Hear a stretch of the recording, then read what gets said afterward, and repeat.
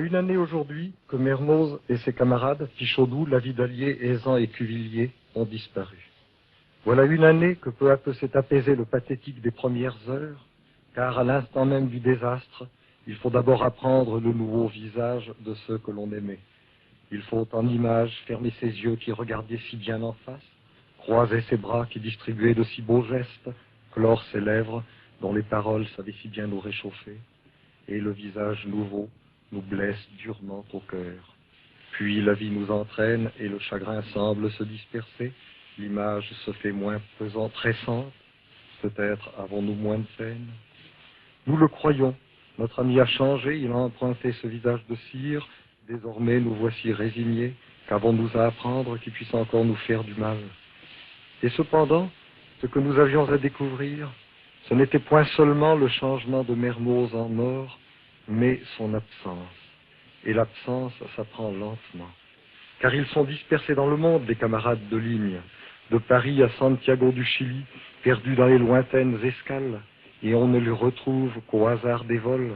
On se réchauffe ici ou là, dans la grande famille professionnelle, autour de la table du soir, à Casablanca, à Dakar, à Buenos Aires.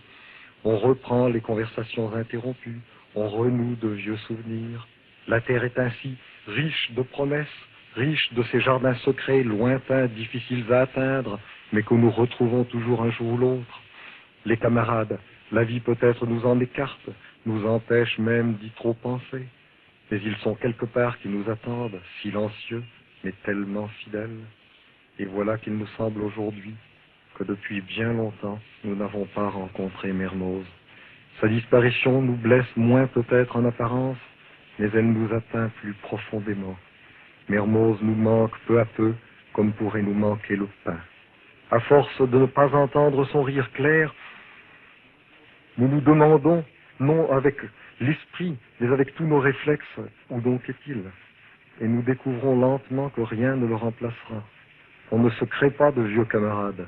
Rien ne remplace jamais le trésor de tant de souvenirs communs, de tant de mauvaises heures vécues ensemble, de tant de brouilles, de réconciliation, de mouvements du cœur.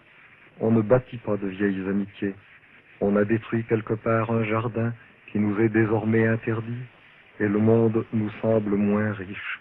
Mermoz a disparu, et il faisait si bien partie de nous, que beaucoup d'entre nous lui doivent un sentiment mélancolique et inconnu, un sentiment nouveau pour nous, le regret secret de vieillir.